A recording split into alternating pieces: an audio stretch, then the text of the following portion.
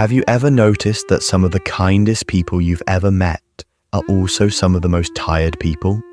The ones who always show up, who always smile, who always say yes when you ask for help. But if you look closely enough, if you really pay attention, you can see the exhaustion in their eyes. You can sense that somewhere behind that kindness is something deeper, something heavier, maybe even something darker. We often imagine kindness as this pure, uncomplicated good. We tell children to be kind. We admire kindness in leaders. We measure our own humanity by how much compassion we can extend. But kindness, like everything else in this complicated world, has a shadow. And when you ignore that shadow, when you pretend it doesn't exist, kindness itself can turn into something destructive.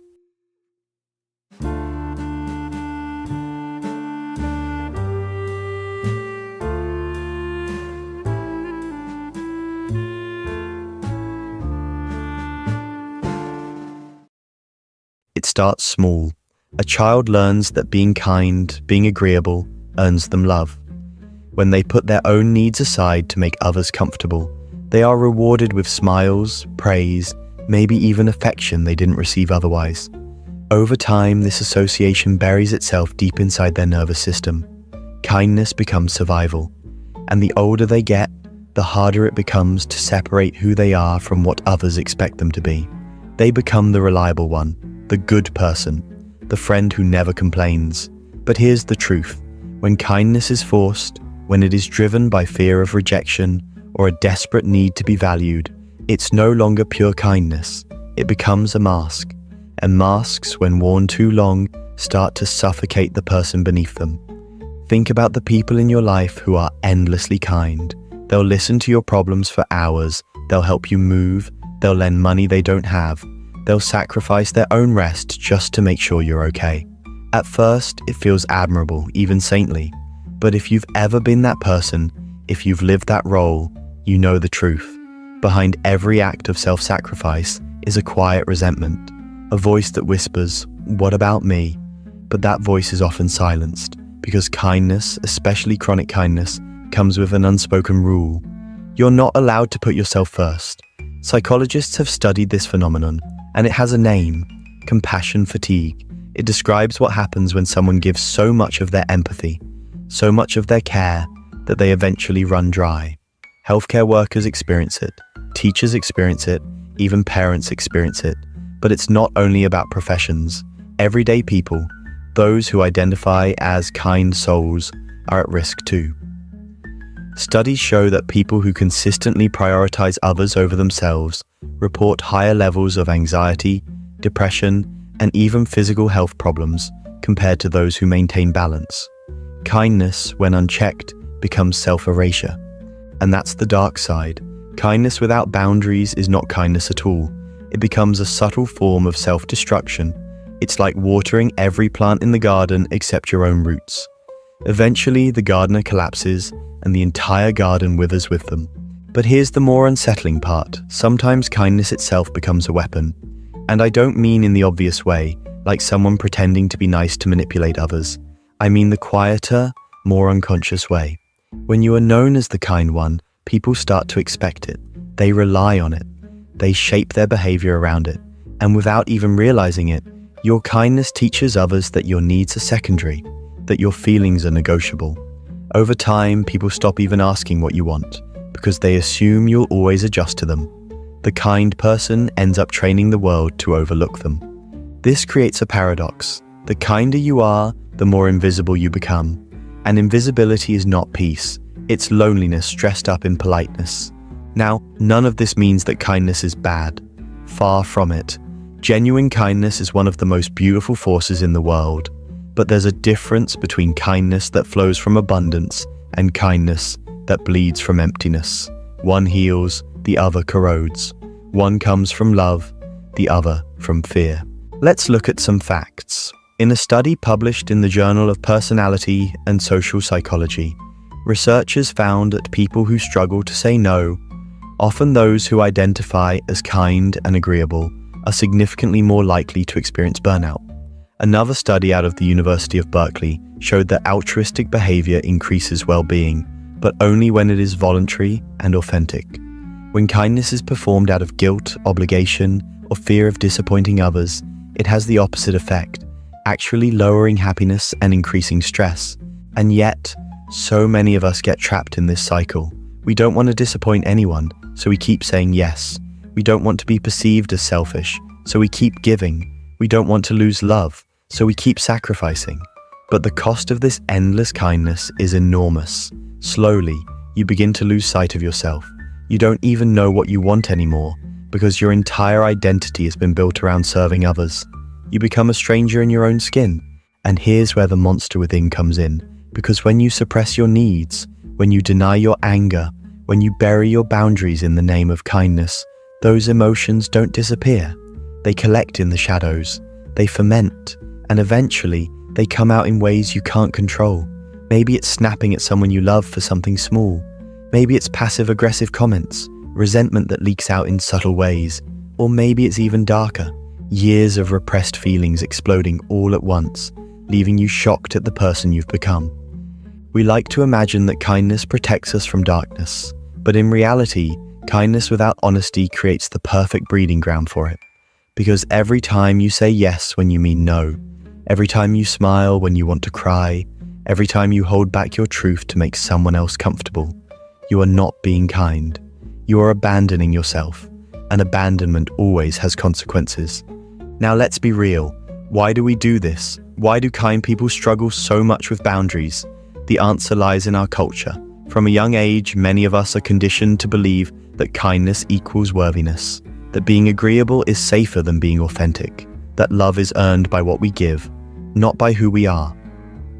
Children who grow up in environments where love is conditional, where affection depends on performance, obedience, or self-sacrifice, often carry this belief into adulthood. They become adults who confuse people-pleasing with kindness. But true kindness does not erase the self. True kindness includes the self. If your kindness is costing you your mental health, your joy, your energy, then it's not kindness anymore. It's self-neglect dressed as virtue. And this is where the education comes in. Neuroscience tells us that the brain has something called the mirror neuron system. It's what allows us to feel empathy. When you see someone in pain, your brain lights up as if you are in pain too. That's why kindness feels so natural to us as humans. We are wired to connect. But here's the catch. Mirror neurons don't distinguish between healthy empathy and destructive empathy. If you constantly expose yourself to others' suffering without any boundaries, your brain essentially floods itself with stress signals. Over time, this leads to chronic stress responses, immune system issues, and emotional exhaustion. In other words, your brain is not built for endless, boundaryless kindness. It's built for balanced connection. So, the dark side of kindness is not that kindness itself is bad.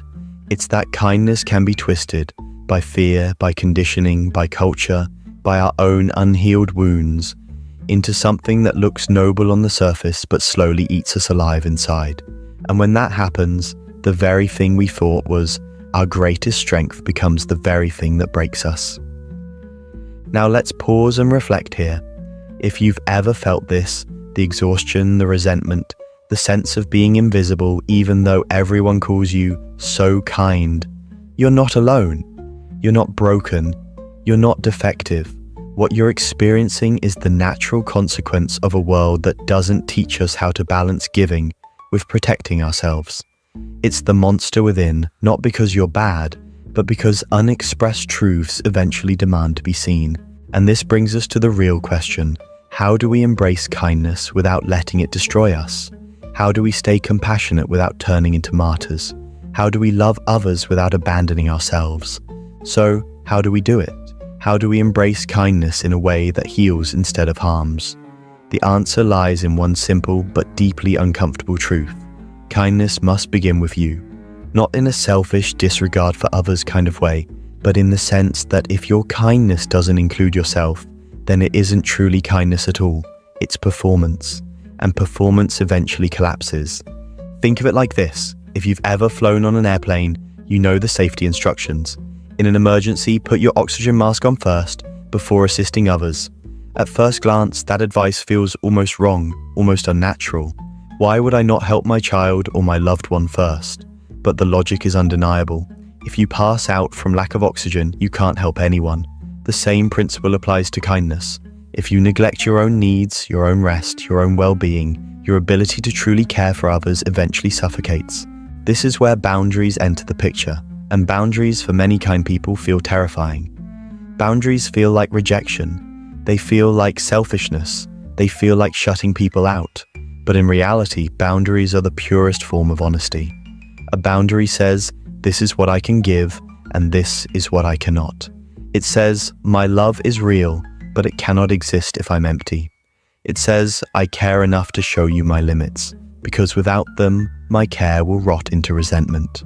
Psychologists describe boundaries as the invisible lines that define where you end and where another person begins.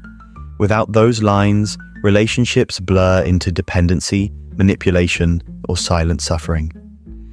With them, relationships become clear, mutual, and grounded in respect. In fact, research shows that people who set healthy boundaries often experience deeper, more meaningful relationships, because their kindness comes from choice, not compulsion. And here's another fact. People who respect their own boundaries are actually seen as more trustworthy. Why? Because when they say yes, you know they mean it. Their kindness isn't forced, it's authentic, and authenticity is magnetic. But here's the challenge. Setting boundaries isn't just about saying no to others, it's about saying yes to yourself. And that can feel uncomfortable if you've spent your whole life equating worth with selflessness. It can feel like you're betraying the very identity that people admire you for. You might even lose relationships in the process. Some people won't like it when you stop overextending yourself. Some will push back, accuse you of changing, maybe even withdraw from you. And that's painful, but it's also necessary. Because relationships built on the expectation of endless giving were never truly balanced in the first place. Now let's dig a little deeper into the psychology. There's a concept known as pathological altruism. It describes what happens when the desire to help actually causes harm, either to the giver or the receiver. For example, when someone sacrifices their health to care for others, or when constant rescuing prevents the other person from ever learning independence. Pathological altruism looks like kindness, but it creates dependency, guilt, and exhaustion. It is, quite literally, kindness gone wrong. This ties into something even bigger. The cultural myth of the good person. Many societies idealize kindness as the highest virtue, but often in a way that subtly encourages self-erasure. Think about how often we hear phrases like, she's such a good girl, she never causes trouble, or he's such a nice guy, he always helps everyone. Hidden in those compliments is a dangerous assumption that goodness means never making demands, never saying no, never disrupting the peace. But real goodness is not about erasing yourself. It's about showing up as your full, authentic self and still choosing compassion. When kindness comes from authenticity, it liberates. When it comes from fear, it enslaves. So what can you do practically to shift from enslaved kindness to liberated kindness? Here are some strategies, not as quick fixes, but as lifelong practices. First, practice the pause. When someone asks something of you, don't immediately say yes. Take a breath. Give yourself space to check in with your own needs. Ask, do I have the energy for this? Do I want to do this? Is this request aligned with my values? Even a few seconds of reflection can save you from automatic people-pleasing. Second, learn the power of gentle no's. A no doesn't have to be harsh. It can be compassionate and kind. I care about you, but I can't take this on right now. Or, I'd love to help, but I don't have the capacity. The world won't fall apart if you say no. In fact, the more honest you are, the more people will respect your yes. Third, reframe your worth. Your value is not determined by how much you give away. Your value is intrinsic. You existed before anyone needed you, before you learned to perform kindness to survive. You are worthy of love, even when you say no, even when you rest, even when you take nothing on your shoulders. Fourth, tend to your own garden. Fill yourself with the things that nourish you, friendships that feed your soul, creative pursuits, moments of stillness. When you live from abundance rather than scarcity, kindness flows naturally. It's not forced, it's not depleting. It becomes a gift rather than a transaction. And fifth, Allow yourself to feel the harder emotions: anger, frustration, sadness. These are not enemies of kindness. They are signals. They tell you when your boundaries are being crossed, when your needs are being ignored. If you suppress them, they morph into the monster within. But if you acknowledge them, if you listen, they become guides that point you toward balance. Let's return to the metaphor of masks. For many people, kindness has become a lifelong mask. The smile you wear to cover the exhaustion, the yes you give to avoid conflict, the generosity you perform to prove your worth. But masks are heavy, and the longer you wear them, the harder it becomes to remember what your own face looks like. The real journey is not to throw away kindness, but to remove the mask and let kindness come from the real you. The you that can say yes and no with equal honesty. The you that is kind without disappearing. There is an old saying, if you want to know who you truly are, look at how you treat yourself when no one is watching. That's where authentic kindness begins. Not in the approval of others, not in the praise of being the nice one, but in the quiet choices you make for your own well-being. Do you rest when you're tired? Do you forgive yourself when you fail? Do you speak to yourself with compassion? If not, then your kindness to others is built on a fragile foundation. The irony is this: when you treat yourself with true kindness, your kindness toward others becomes more powerful, not less. Because it comes from overflow, not depletion.